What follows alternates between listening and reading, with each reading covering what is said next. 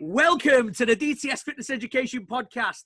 My name's Ben McDonald and I am here with the legend that is Rosi, the surgeon, Sexton. Oh, I'm not here. Hi Ben, how you doing? It's great to chat to you, mate. I'm living the dream. It's been a while since I've seen you, mate. I've been out in Canada for 7 years now. You know what I mean? Crikey, that's flown, hasn't it? It's how's it been for you? It's all good. Yeah, out here, a little cold in the winter, Rosi, but nice in the summer. Do you know what I mean? Yeah. Proper seasons, which is good. Yes. Instead of like in Manchester where it's just like warm rain or cold rain. Yes, yeah. Just for variety, you might get a slush occasionally.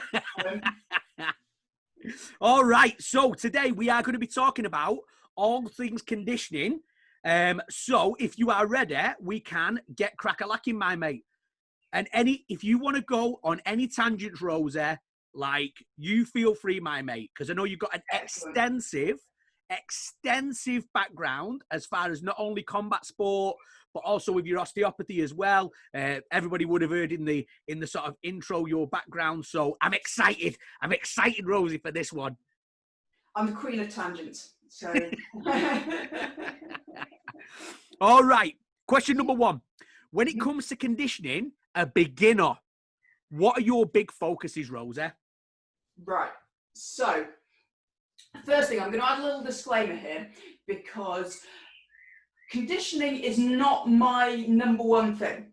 So I know the basics, and I know what I'm doing with it, but I'm primarily, my main focus is on rehab. So I tend to get people who are injured in one way or another, and that's probably going to colour some of the answers you get from me.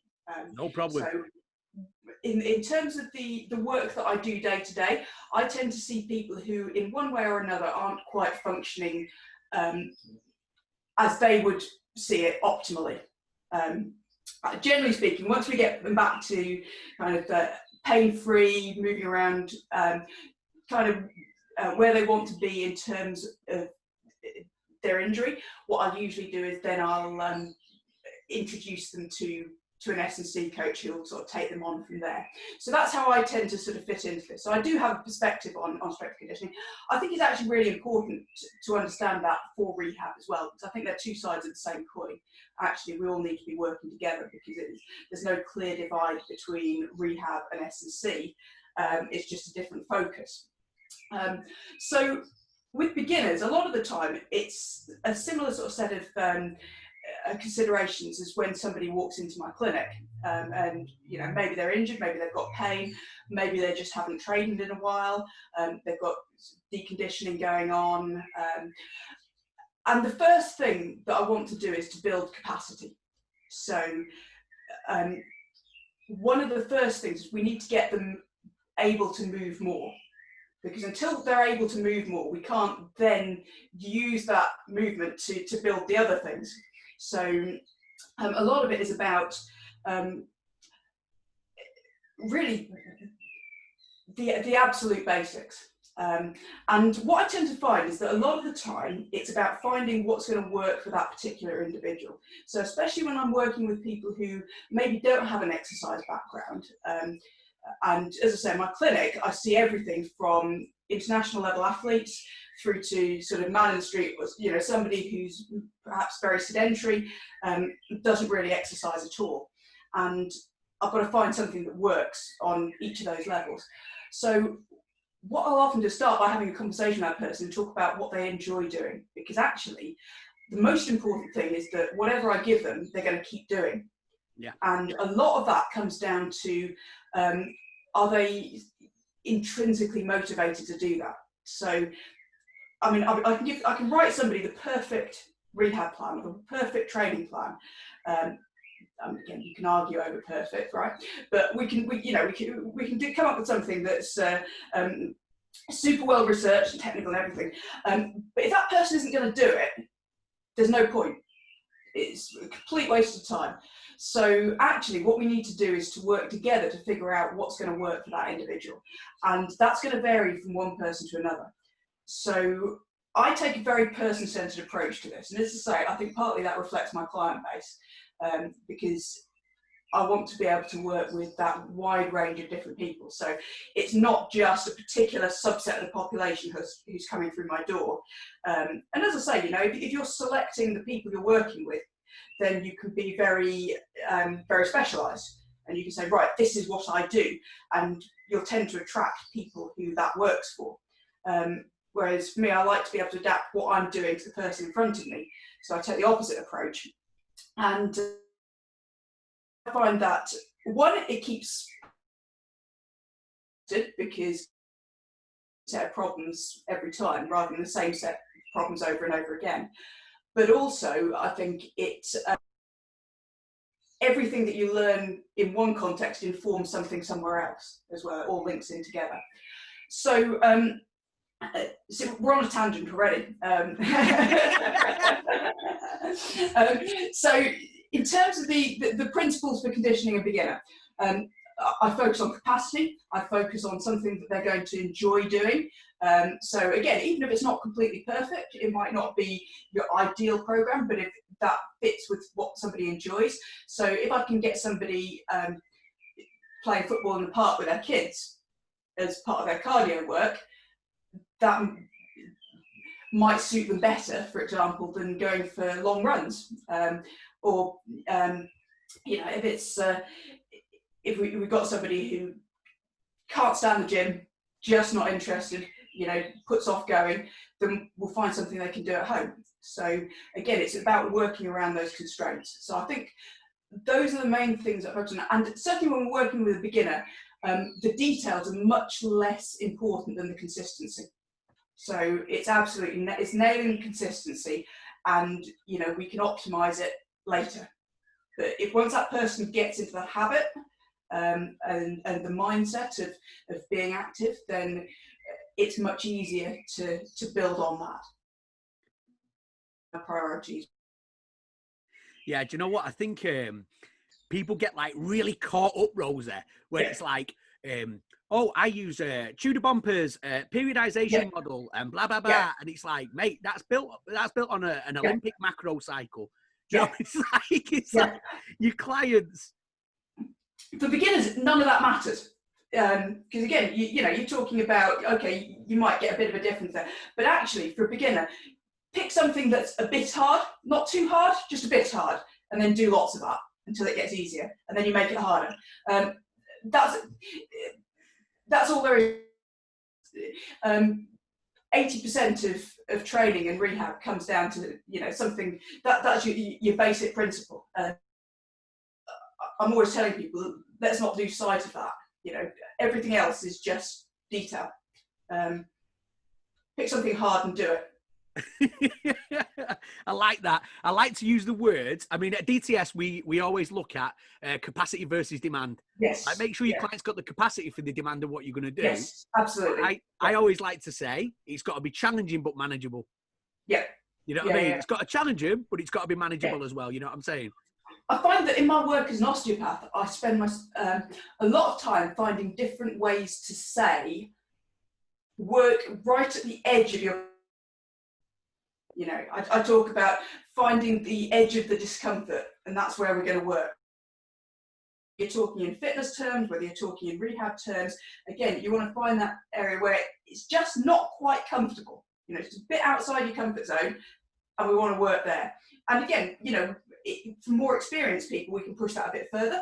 But in general, you're finding something, the Goldilocks Zone, I sometimes call it. You know, and I think, again, once people have understood that, actually that's a lot of the battle. You kind of get, you know, the idea that you want to push it so far, but not too much. And you know what? I like that. I like that finding that where it's challenging, but you can like it's outside your comfort zone, because Rosi, that comfort zone, like it changes from day to day with your average person as well. Do you know what I mean? It's like some days they're like, whoa, I am ready. And then some days like, mate, like it was challenging getting out of bed. Yeah, and I mean, of course, there's some subtlety around this as well, because, I mean, you may not be feeling particularly up for it when you start, and as I said, things can feel really quite uncomfortable, but actually once you get into it, you go, okay, this is all right. Again, there's sort of the mental discomfort and the physical discomfort, and they're not always the same. And sometimes, you can push yourself a bit further. And I think that this is where the art of coaching comes in. I think it's knowing how to relate to that. You've got your subjective and your objective, and how you weigh those different factors. So I think there is a lot of subtlety behind that. But I like to sort of start with, this is the elephant in the room, and then these are the details. And that's we don't want to forget the details. We don't want to, those are still important when we get to a high enough level. But actually, we need to keep sight of what matters. I like it, Rosa. I like it. So this is going to take us about 4 hours because that was question number 1. Brilliant. Okay. So next question.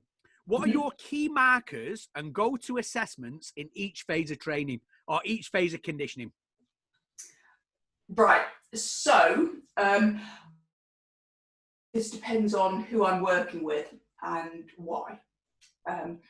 So there are, this is one of those things where, because of the context I tend to see people in, a lot of what I focus on has to do with pain. So when somebody comes to see me, typically, not always, not 100% of the time, but usually it's because something hurts and it shouldn't. So one of the things we'll talk about a lot is, what hurts when, and what makes what can't you do that you want to be able to do, and we'll sort of take a bit of an inventory of what is this issue from stopping you from doing. And again, if I'm working with an athlete in terms of improving performance, where I want to start really is with a very similar sort of analysis. It's like, well, why are you here? Not in a sense of why you're here, but what do you want to get out of this? Because I think until you've looked at that, it's there's an awful lot of stuff out there that you can throw at somebody, but I think it's important to sort of start with the end in mind. And if this is going to be a success, where do we want to get to by the end? And I think once you start, you start by looking at that, and then you kind of break that down into pieces. And so what does that look like in different respects? What's that going to mean in terms of, for example, you might be talking about specific strength, you might be talking about muscle endurance, you might be talking about cardiovascular work, and you sort of break it down into those individual areas. And then you can put that sort of plan in place. So, as I say, I think I always tend to work on a very individual basis with that. And as I say, I think that reflects the kind of people I see. Obviously, definitely a time for a more standardised approach. There's, that has its place. It's just not something that I tend to do very much of. So again, that's sort of reflective of the way I work. Does that answer your question? That seems a bit, I've been a bit vague there. No, mate, I think that's, with anything, I think the assessments are dictated by what the client is able or unable to do. Do you know what I mean? Yeah. What's the area of opportunity and what is it you try to maximise? Do you know what I mean? Yeah. One of the big thing for me when somebody comes into my office is, what can't you do that you want to be able to?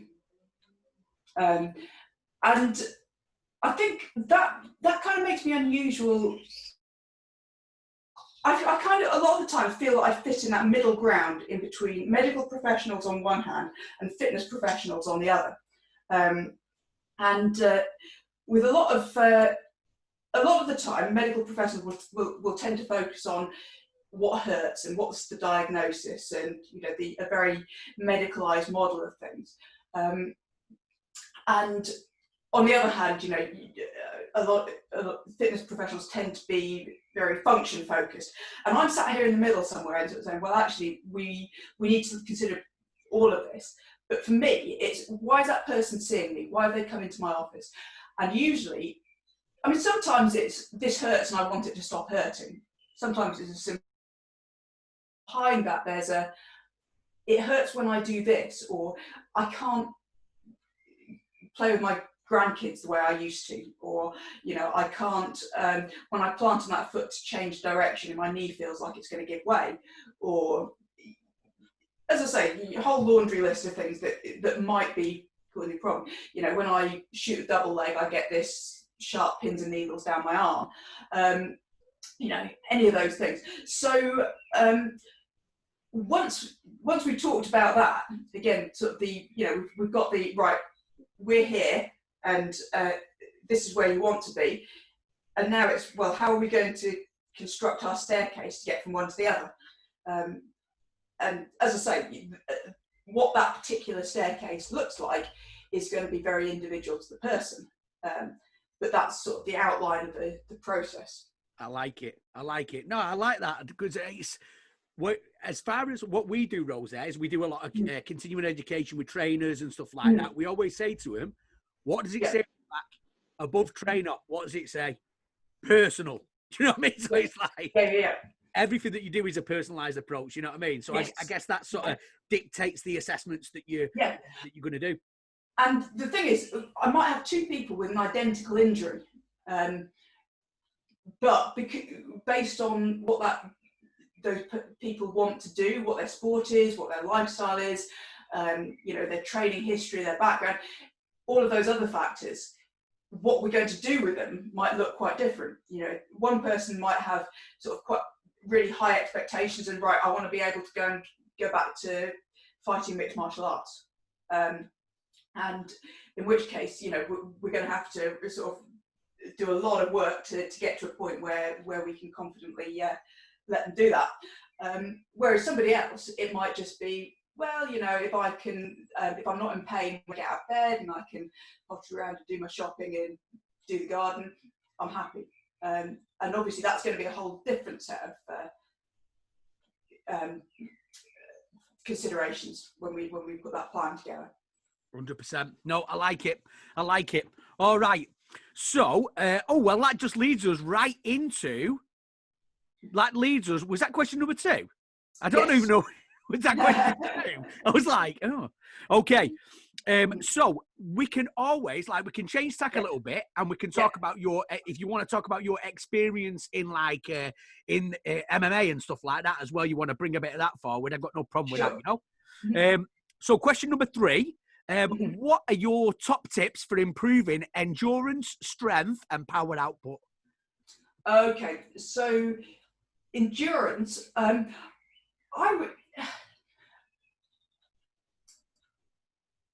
trying to think whether this is still the case. I think it probably is.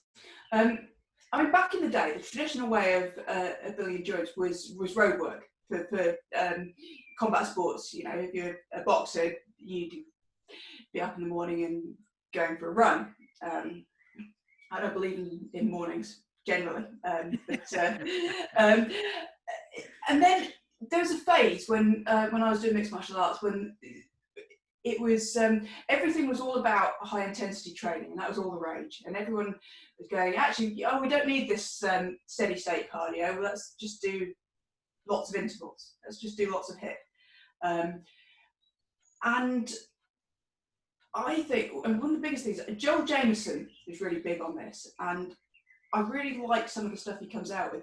And I remember sort of penny dropped when I read something by him talking about, actually, you still need the steady state cardio work. You need that low intensity, long duration cardio work. And once I started putting that back into my program and started doing more of that, actually my fitness just, you know, it made a huge difference.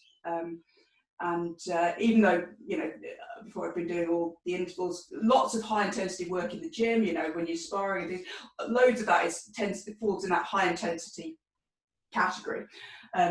But I think the thing that I hadn't been doing so much of was that lower intensity work, and actually just balancing it out by putting some more of that steady state cardio work in. I found that really helpful. So one of the first things I'll check with people is actually, what are you doing? Are you just relying on high intensity work to try and build that fitness? And I think along with that, I think a lot of people are tempted to work too hard too much of the time. I know we're going to talk about this later, so I won't go into it too much now. But, but I think you're giving the game away, Rosi. You're giving the game away. But it's like when you go out for a run, I was always tempted to go too fast, which, I mean, for me, it actually isn't very fast at all because I'm not built as a runner. The reason I got into fighting was because I'm rubbish at running.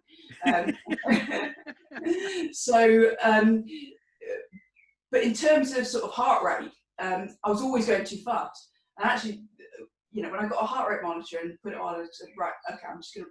So it was a complete revelation to me. It was like, oh, that's what it's supposed to feel like. And as I say, sort of having that understanding of actually pushing harder is not always better, and that won't always get you where you want to be faster. I think that was a revelation. So I think that's on endurance. That's a big thing. In terms of strength, lift heavy things. The way you just paused, then I thought this is going to be something profound. Again, I mean, you go around in circles, don't you? There's lots of trends, and 1 minute it's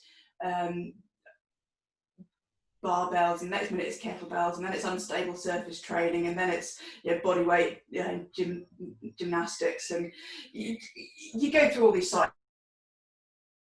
In terms of getting strong, there is no substitute for lifting big weights, and I think in terms of that, again, there's sort of been a lot of move towards so-called functional exercises, and again, they have their place, but there's no substitute for heavy loading. So your big exercises, your squat, your deadlift, your bench, your overhead press, your fundamentals, and load them heavy. As I say, I think a lot of the time I see fighters, and particularly grapplers actually, try and get away without doing any real strength training. They'll do bits of bodyweight stuff and bits of kettlebell stuff and things, but they won't sort of put serious load on the bar. And I'm not sure why, but I think people seem to be scared of it. It's a combination between the idea that or it'll this idea that your technique's good, you shouldn't need lots of strength or something like that. But there's lots of these sort of, and there seems to be a bit of a bias in some circles against heavy strength training. And also I think it is a bit of a faddy thing. It's whatever's going around this month on the internet. People will be they want to do something that's new and revolutionary, not the same old stuff that's been making people strong for centuries. What? You mean like doing that stuff that's been around for ages actually works? And again, I think a lot of this depends on what level you're at. So in terms of, if you're a highly trained strength athlete, if you're a powerlifter or something, then you probably do need to really optimize your program because you've been doing it for ages. You're quite close to your peak. So you're really going to have to think about how to get those extra few percent. If you're either a beginner altogether or you're doing a different sport, so you're a grappler or a mixed martial arts athlete and you want to add some strength to improve what you do, again, unless you're sort of world-class level and you've been doing this for a while, you probably don't need to be too worried about exactly what that's going to look like. Again, if you're following those basic principles, you'll get stronger. And what I tend to see is a lot of people who, they're always jumping around in search of the best program. You know, they're, one week they're doing this, next week they're doing something completely different because they read something on T Nation, or, you know, because they're always jumping around, they never get the consistency they need to actually build that strength. So really, a lot of the time I feel like saying to people, look, you'd be better off if you just picked something and stuck to it. Again, you know, once the higher up that you go and the longer you've been doing you are, the more you need to think about how you're going to optimize that. And again, that's when, you know, we're talking about getting into specialist coaching. I mean, certainly from my point of view, if I had an athlete who was at that sort of level, I'd be saying, right, you need to go and speak to somebody who specializes in this. Again, for whatever their particular use case is. So whether they want to be a strength athlete, or whether they're a mixed martial artist, or whether they're, you know, field sports, or track and field, or whatever, each of those is going to have a slight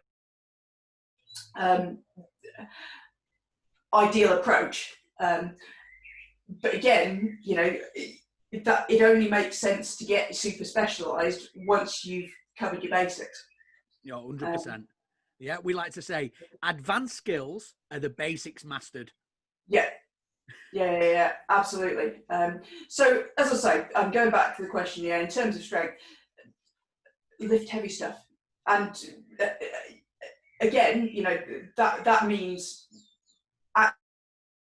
you know, it doesn't mean getting your 8 kilo kettlebells out and swinging them around your head a bit. It's you know, stick some proper weight on the bar. In safe and appropriate conditions, obviously. I mean, and in terms of power, again, one of the mistakes I see people make is going to power training too soon without having a good strength base. Right. Because power is built on strength. So if you don't have a good level of basic strength, you're never going to develop a good level of power. The opposite isn't true. You know, strength isn't all you need. But so if you don't have a good back squat and a good deadlift and a good bench press, then actually, you know, doing all these plyometric drills that may not be right for where you're at the moment is probably not the answer. The answer is go back and get your basics in place. So again, it kind of circles back to what we were talking about before. Beyond that, obviously power is that rate of force development. So it's about how quickly you can move that weight. And again, this is where you get into the slightly more specialized aspect of things. And that's usually where I will start saying, right, let's get you to work with so-and-so, you know, because that's what he does. You know, he works with athletes who want to get faster and more powerful.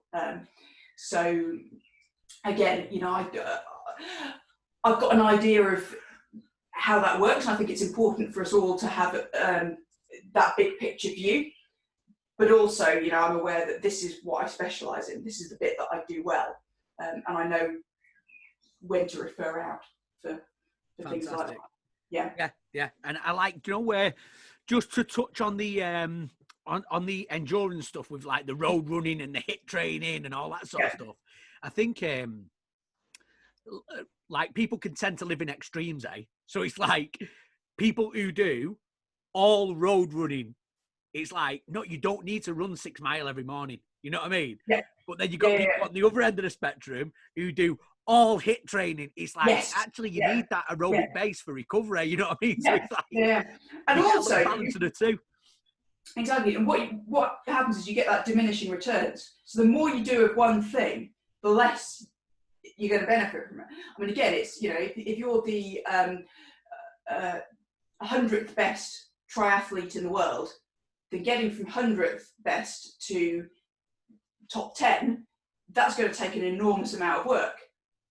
you know, if you're the number 100,000, you know, then you can bump your way up the rankings quite quickly by just doing a little bit.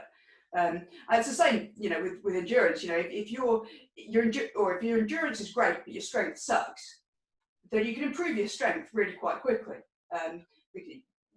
If you're starting from a low base and you've not done very much, then you can make those gains really easily. Whereas if you're working on your strong points, that's a lot harder to improve on. So I think there's a real argument for, you know, well, pick the thing that you're not doing and do that, and you'll get more out of that than you will by just doing a bit more of the stuff you're already good at.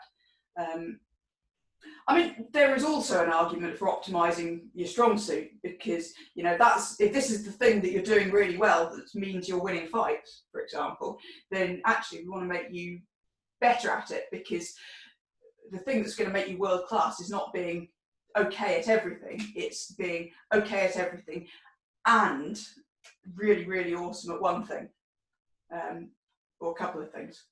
I like it, Rosi, I like it.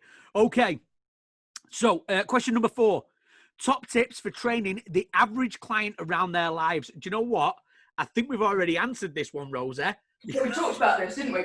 I mean, again, this is something that I see a lot, because I work with some very high level athletes, and actually most of them are a pain in the ass. Did I just say that? I love them to bits. But there's a obviously they're, you know, high level athletes by their nature are demanding. And, you know, it's always, I need this fixed by next Saturday. What can you do? And I'm there going, where did I put that magic wand? So yeah, but because I see that a whole range of people all the way through, from people who don't do any exercise, all the way through to, I mean, I see a lot of people in that, you know, amateur, recreational, people who do a little bit here and there for fun. And what I find, I mean, the biggest stumbling block is always, it's what people in my profession like to call, and I hate the word, it's compliance. Yeah, it's, are they doing what you told them to?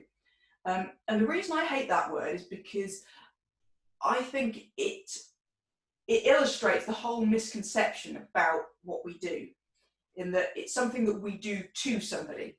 So, you know, I tell you to do this and you comply with it. It just sounds awful to me. I think the way I like to look at it is it's much more about, you know, this is a partnership.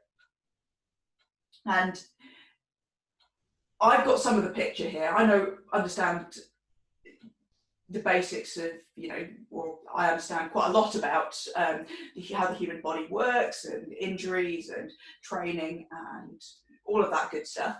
But actually, you've got a lot of the information that we need as well, because, you know, you're the one who's living in that body. You know how it's working. You've got that feedback directly from what's going on. So if something hurts, you know immediately.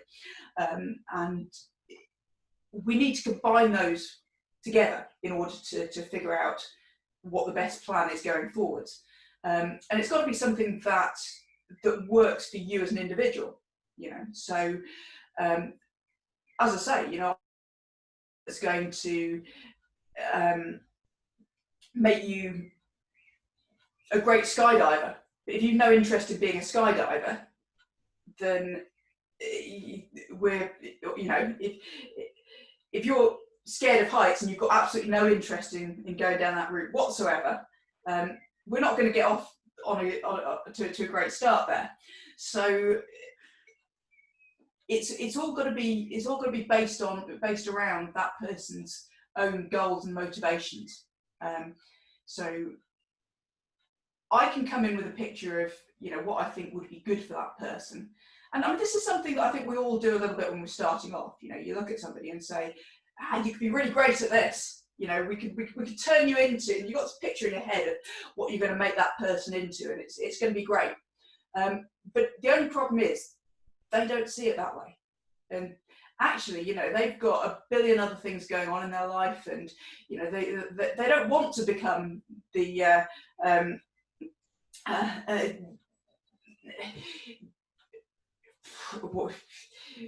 whatever it is you've got in mind for them. I was trying to think of a good example there.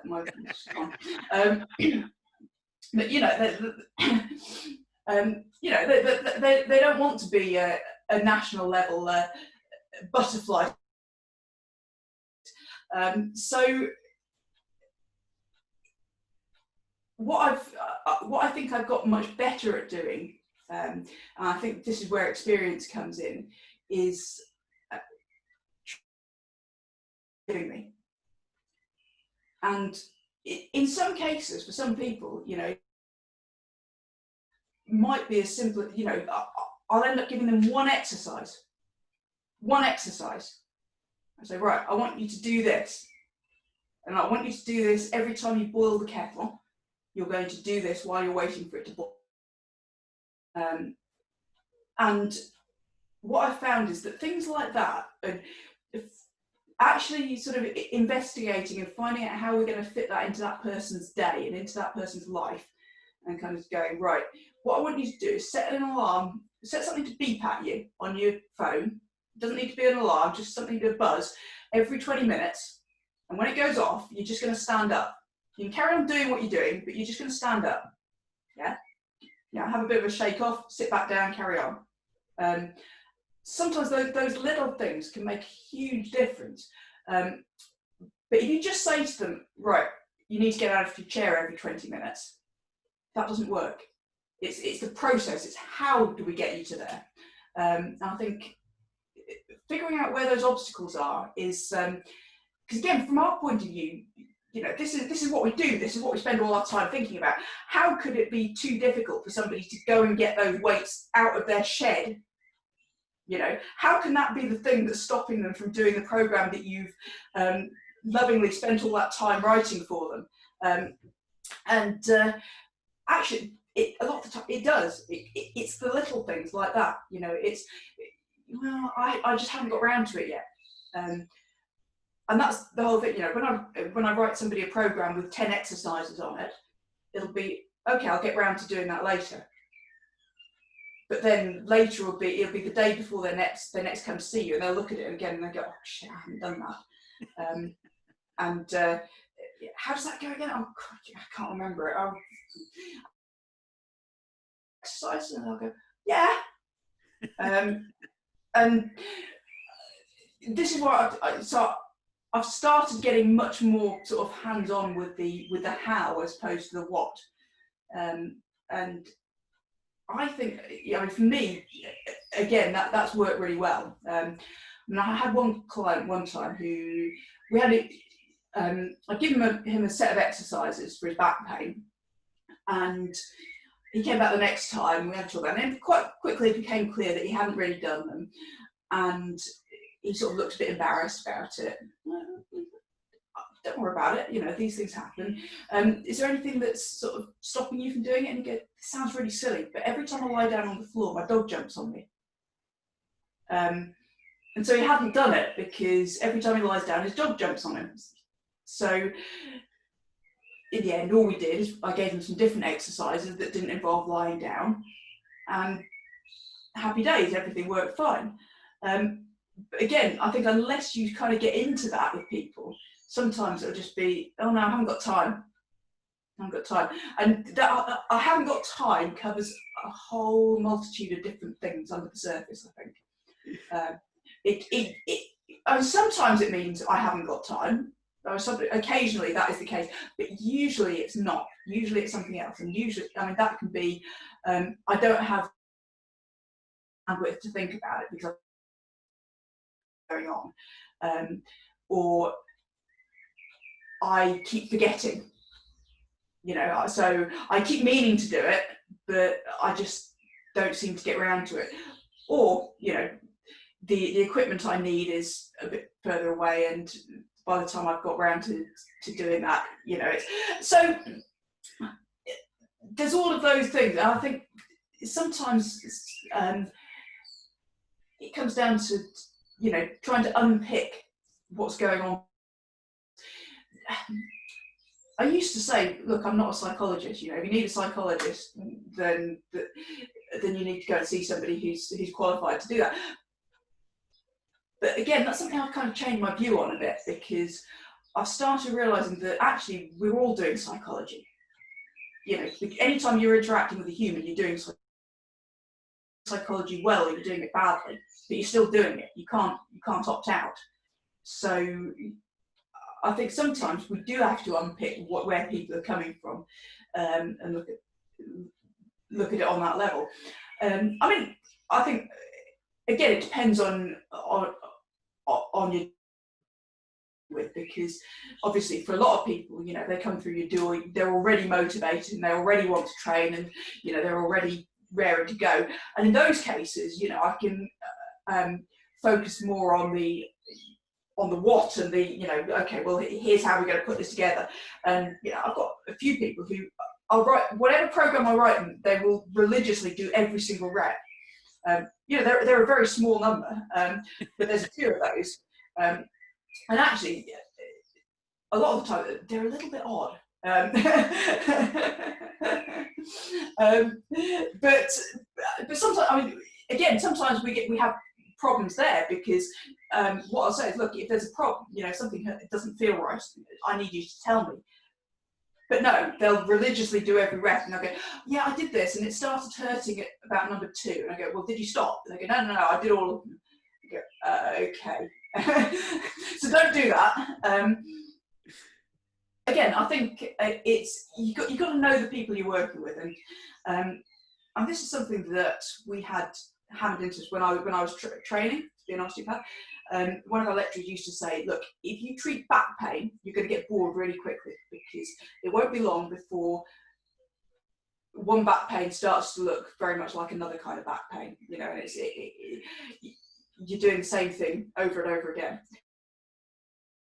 People who happen to have back pain, then they're always fascinating, because every person is different, and their situation is different, and their needs are different, and you know, how you interact with them is different, and that's what keeps things interesting. And I think that's very much what I found, is that, you know, the people are, you start off being interested in the mechanics of it, and you know, the physiology and what's going on, but it's eventually, you know, I think in a few years, the thing that becomes much more interesting is the person behind all of that. Yeah. I think like with Stu McGill, I know that a lot of the stuff that he does is like, okay, show me how you open a door, show me how you get in your car, where do you put your bag, like what shoulder do you carry this on, you know, how do you brush your teeth, how do you know what I mean? It's just like flipping it, but you become like investigative, and everybody's sort of driver is a little different, you know what I mean? So I think that's absolutely looking at it. Yes, no, that's and I think that's a really good example, because you know, we've got our standard sort of test and investigations, and you know, I'll get somebody stood up and okay, bend forwards, bend backwards, bend to the side, you know, do this, do that. But often it's not. You know, sometimes you'll get somebody in who says, I can do all of that, it doesn't hurt. I feel like I'm a fraud. You go, well, no, because obviously something's bothering. So, and then it'll be, you know, well, it hurts when I've been, you know, if I go for a run, the first bit's all right, but then, you know, after I've been running for a few miles, that's when, you know, or it'll be something like that. So it'll be something a little bit more than, oh, it hurts when I do this movement. And I think that's when, you know, I mean, partly it's being observant, but also partly it's listening to what people are telling you as well. Yeah, I think Kevin Darby, who's the founder of the company, he talks about a great example of, or not a great example, because it wasn't a great example for the lady, you know what I mean? But this lady in particular that he treated, she looked after a building, right? So she says, oh, Mr. Darby, like, my back hurts when, like, he did all the tests and all this, that, and the other. He found out that she was I think she was a little flexion intolerant, and then she, like, any rotation as well. So he said, okay, so what do you do during the day? And she said, oh, do you know what? I've got this Hoover. And she's like, this Hoover, I push it up, but it's got a broken wheel on it. So she said, I've got to really, I've got to push it like this. And she said, and then I've got to empty the garbage, and the garbage pail is quite high. She said, so I've got to throw the bags up like this. You know what I mean? And he said, okay, so here's what I want you to do. Get a new Hoover, and then I want you to get a little step, like a little step stool, so you can step up, and I want you to push the garbage bags over the top of you know what I mean? And stuff like that. I thought that was like really doing the investing stuff is cool. You know what I mean? Yeah. I mean, there was my favourite one. It was a pharmacist, I think, who came in to see me because he was getting sciatica, and I mean, he was in bits. He'd been miserable for weeks before he came to see me. It was just getting worse and worse. In the buttock, going all the way down the leg, numbness, pins and needles, the full works. The doctor had told him that he was going to need an MRI and back pain, and it wasn't looking good. Anyway, he came to see me as a last resort. And, is there anything you can do? And we had a conversation. And in the end, the advice was, take your keys out of your back pocket because you're sitting on them and it's irritating your sciatic nerve. And he did, and it's not been back. In fact, what he said to me was, my wife's going to kill me if that's what it is. That's something so simple. So that's why he's probably not been back, Rosie. His wife's probably killed him. That's cool. That is cool. All right. So question number 6, we're going to jump with it because we've spoke about a lot of this stuff already. So one thing that I would really like, I think you're going to have quite a good sort of thought process on because you've been there and done it. What are your thoughts on going hard in the paint every training session, Rosie? So I've got a saying. It's that if you tell me that you train at 100%, so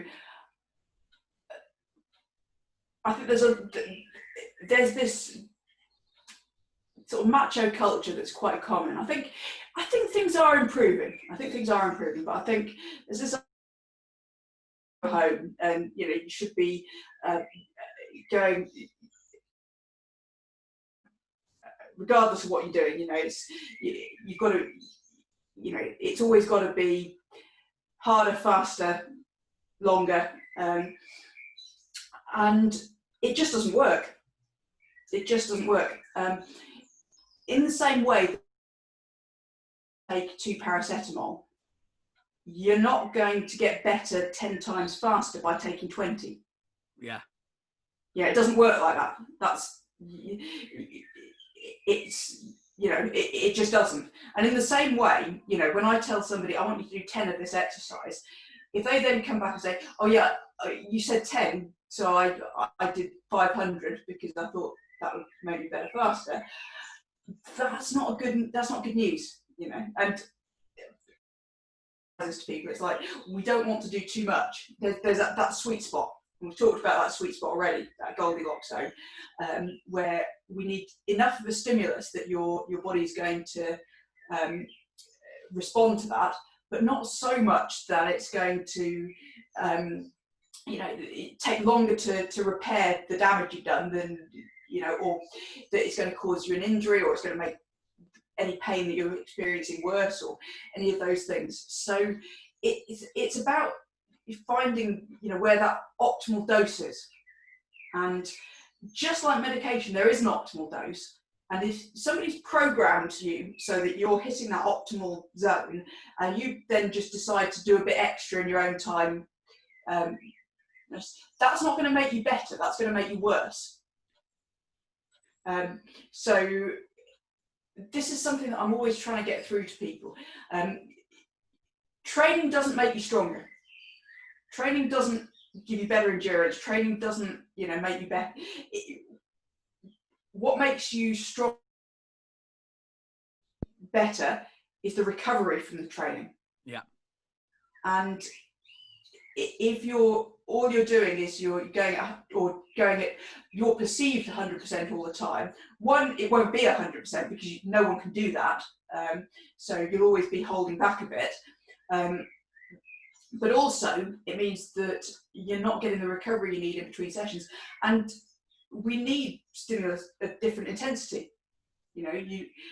As we talked about when we were talking about endurance work and cardiovascular work, doing that sort of lower intensity, longer duration work, actually that's going to then give you a higher end capacity when we talk about the high intensity stuff. Yeah. So it's thinking about it really scientifically, I think. Now, that's not to say, I think sometimes that can be used. I have had sort of this quoted back at me sometimes by people who maybe a little bit reluctant to kind of push themselves. And I think, you can get to the point where that's a bit of a crutch. And certainly if you're in a sport like mixed martial arts, yeah, you do need to push it into that discomfort zone for perhaps longer than you would like to. So, there's definitely a time and place for that sort of training, and you need to be doing that. But at the same time, it does need to be balanced. And I think with mixed martial arts in particular, we see a lot of overtraining. There's an awful lot of I think partly because there's such a large technical component to it as well. So obviously, as far as the technical component goes, the more time you spend, again, your skill level is going to go up. But you've got to balance that against the physical demands as well. And in terms of physical training, there is an optimal. And going beyond that is going to have potentially detrimental effects. And I think this is one of the reasons why we often see injuries as well, is people are fatigued and overtrained. So yeah, it's really important to get that balance. I think that's where you need outside eyes on something as well, because I think if you're trying to train yourself and write your own program, it's very hard to sort of get perspective on how much is too much. How much should I push myself a bit further? Should I take today off? Oh, I'm feeling a little bit under the weather. Can I push through this? It's hard to make that judgment because you're not objective. There's a bit of you that just wants to go back to bed. There's a bit of you that's going, oh my God, I've got a fight coming up. I need to work harder. Some people are more inclined towards one of those than the other. But either way, we very rarely come to that, optimal decision in the middle, because we're just not rational when it comes to things like that. So I think you do need a coach or somebody on the outside who can look at that a little bit more impartially and say, you know what, actually I think you need today off, or nah, let's back off a little bit but push through it. So I think in terms of making those adjustments, and I think that's especially true, when we're talking about things like, rehab is, with conditioning, you can predict to a certain extent how people are going to respond to a certain training load. With rehab, so much depends on the individual injury, and again, you don't know exactly how that injury compares to, someone else's. A lot of the time you won't even have the imaging studies, and even if you do have the imaging studies, a lot of the time that doesn't correlate very well with what you see in clinic. So people are going to respond really differently. And I find this with shoulders all the time. When I'm giving people a shoulder rehab program, some people will get on with it great. They'll just take to it and it'll feel better straight away. Other people, you give them the same rehab plan and it just makes it horrendously sore. And they can't even get through the reps. So you've got to really sort of work around it and kind of go, no, actually, with you, we're going to do something a little bit different. And and I think because of that, I've really got used to, again, we're coming back to that idea of, individualizing things and saying, we've got to take into account that person's feedback. But at the same time, I always emphasize to people, yes, we need to push into a bit of discomfort. And I think people are used to that idea when we're talking about exercise. You've got that whole no pain, no gain thing, which, I think is problematic. But then with a lot of rehab, you see almost the opposite, where people are afraid to do anything that's even a bit uncomfortable because they're afraid that they're making it worse. So again, a lot of the time I'm spent reassuring people, saying, no, it's okay. It's okay for it to be a bit sore. We just need to keep an eye on how sore it is and make sure we're in the right zone. The Goldilocks zone. Exactly. We're not pushing it too far. So many problems I see come down to some variation on too much too soon. Yeah. No, I like that, mate. I like that. It's almost everything that I see that is some kind of too much too soon. Yeah. And again, that's distinct from overtraining, because overtraining sort of it implies that you've exceeded that maximum threshold. And there is such a thing as overtraining. I don't buy this idea, because there's a maximum amount of physical stress that humans can absorb. But more often, it's a case of actually it was just too much for you at that time. So it's a relative biological limit, you know what I mean? Yeah, relative overtraining rather than absolute overtraining.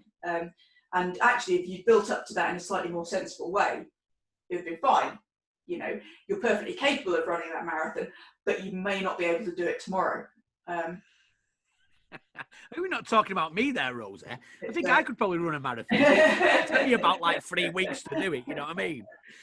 Well, Rosie, fantastic stuff, my mate. So that's the end of the questions, but tell us what's going on with you, my mate. Right, so me, I've gone off on another tangent recently, actually, because I've been getting involved in local politics, which I didn't see coming at all. It's been an interesting time to be doing it with everything that's going on. So my interest is health. I've actually taken on the role of group spokesperson for health and adult social care. So I'm getting to see a lot of sort of public health and health policy and like that, which has been fascinating. And again, it really ties in with a lot of the work that I do with individuals.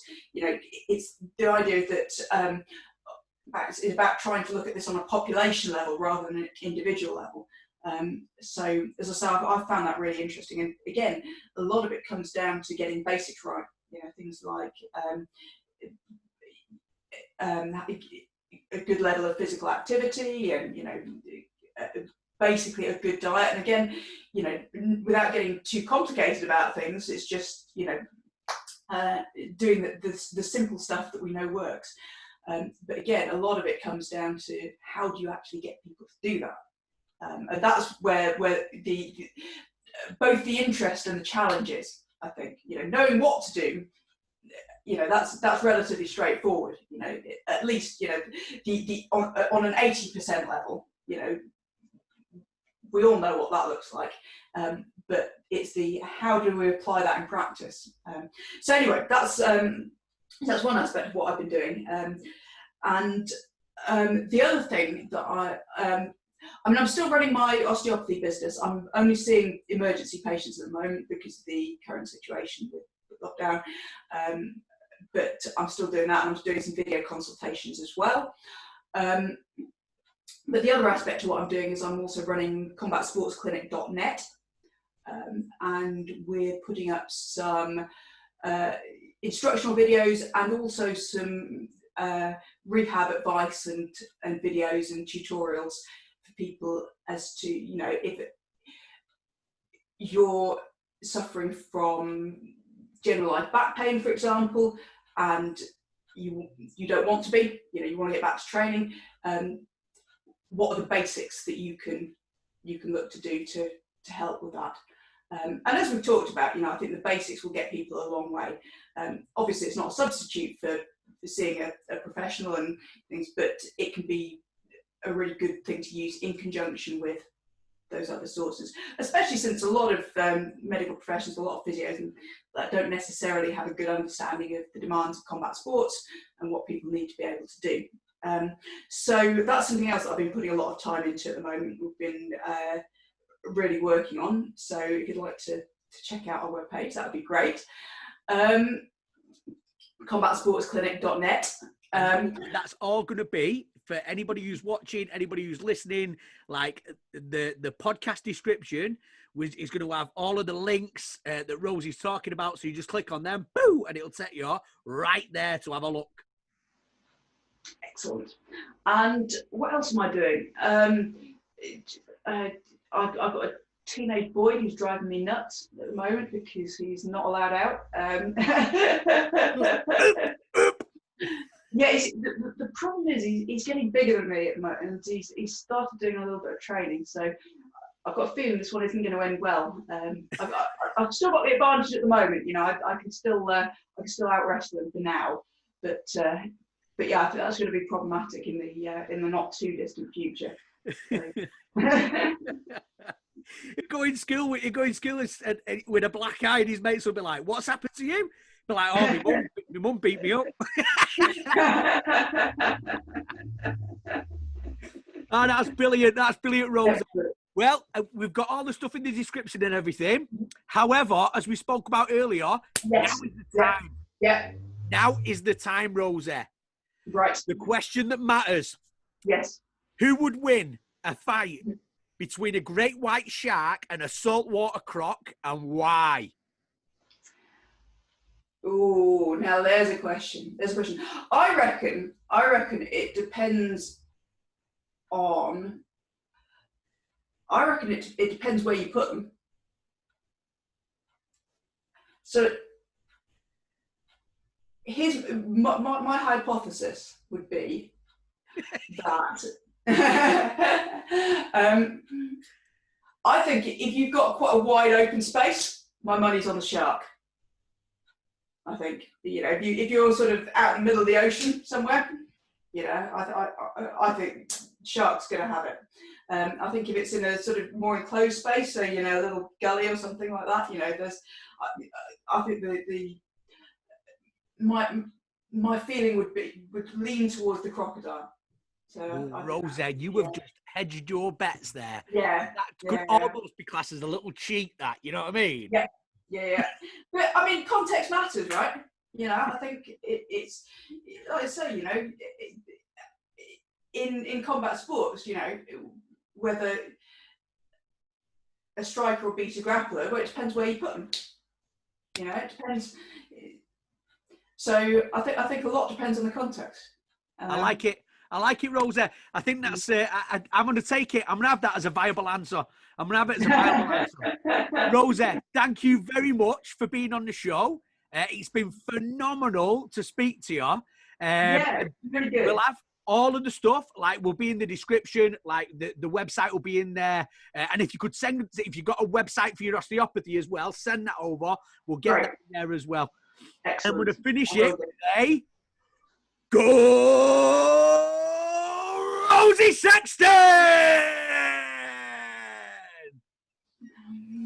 Did you know that DTS Fitness Education are actually an education company? That's right. So if you like what you see and you would like a little more, go to dtsfitnesseducation.com and check out our live and online courses.